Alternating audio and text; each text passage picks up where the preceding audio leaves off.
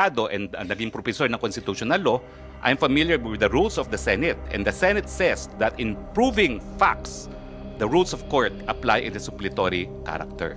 I don't need to argue with you about that, Attorney. Pero But you ang don't need sinasabi to, ko lang excuse me, sandali po.